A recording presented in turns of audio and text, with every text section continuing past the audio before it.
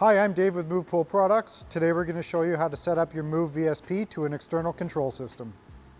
To connect your Moov VSP to an external control system, start by installing the digital input cable assembly.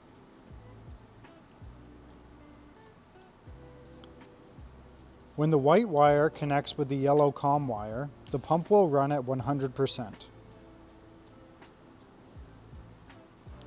When the black wire connects with the yellow COM wire, the pump will run at 80%. When the red wire connects with the yellow COM wire, the pump will run at 40%. When the gray wire connects with the yellow COM wire, the pump will stop.